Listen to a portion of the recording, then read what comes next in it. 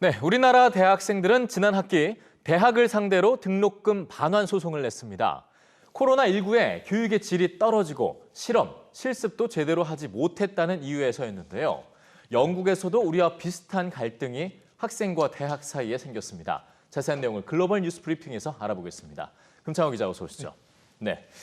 자, 영국 대학생들도 코로나 사태에 대한 대학의 대처에 대해서 불만이 많아 보이는데요. 네, 그렇습니다. 이 영국 가디언즈에 따르면 특히 주거 문제에 대한 불만이 커서 이 대학생들이 기숙사비를 내지 않겠다 이런 운동에 들어갔습니다. 예. 현재 20개 대학 캠퍼스에서 기숙사비 납부 거부 운동이 진행되거나 준비 중에 있습니다.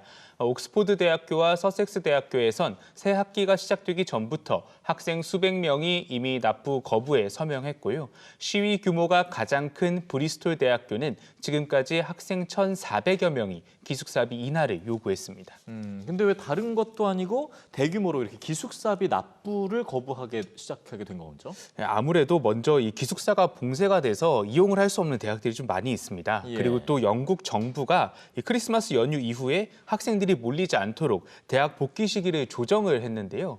이 과정에서 5주 동안 기숙사를 이용하지 못하는 학생들이 생긴 겁니다.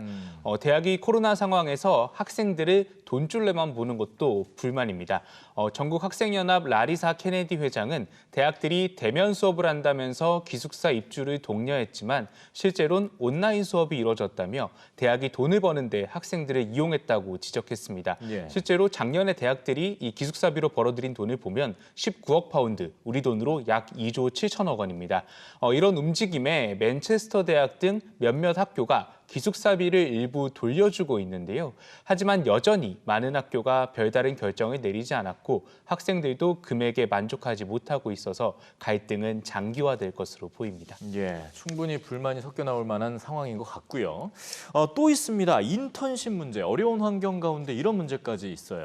네, 그렇습니다. 이 대학생들이 인턴을 많이 하는데 이때 최저임금조차 받을 수가 없는 겁니다. 예. 영국 대학생은 이 고등교육 과정의 일환으로 인턴십을 하고 만약에 그 인턴십 기간이 1년이 안 된다면 최저임금을 받을 권리가 없습니다. 이 학생뿐 아니라 정부 고용 프로그램에 참여하는 인원 등 여러 유형의 근로자가 최저임금을 받지 않아도 되는데요. 이 타임스 하이어 에듀케이션에 따르면 최근 영국 의회에선 이런 상황을 해결하기 위해 무급근무 금지 법안이 검토 중입니다. 예. 근무 기간이 4주가 넘어가면 반드시 임금을 지급하도록 하는 겁니다. 그런데 이 법안 대상에서 대학생이 빠져서 교육계에서 비판의 목소리가 나오고 있습니다. 근데 이제 이게 일을 하고도 직업을 경험해 본다는 이유로 돈을 받지 못한다는 건 우리로 치면 이제 열정페이라고 볼 수 있지 않겠습니까? 대학생들의 경제 부담이 상당해질 수밖에 없을 것 같은데요. 예, 그렇습니다. 이 글로스터셔 대학교 샘 스콧 교수에 따르면 런던에서 매달 무급 인턴십에 드는 비용은 1,093파운드, 우리 돈으로 약 158만 원 정도입니다. 예. 여기에 더해서 수업료도 지불을 해야 해서 한 학기에 드는 돈이 상당히 큰 상황입니다. 특히 최근엔 코로나19 사태로 경제 위기가 닥치면서 학생들이 돈을 받지 않고 일할 확률이 더 커졌는데요. 샘 스콧 교수는 무급 근무 금지 법안에서도 학생이 제외됐기 때문에 대학이 더 적극적으로 나서야 한다고 지적합니다.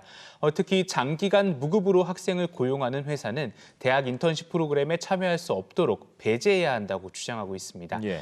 샘 스콧 교수는 무급 인턴십이 이 사회 경제적 계층 이동을 막는 장애물이란 데 공감을 하고 있다면서 무급 근무 금지 법제화가 논의되는 지금이 학생 무급 인턴십 해결의 적기라고 강조했습니다. 네, 코로나19로 더 어려운 시기인 만큼 공정한 대우에 대해서 더 깊은 생각이 필요해 보이네요. 금창호 기자 잘 들었습니다.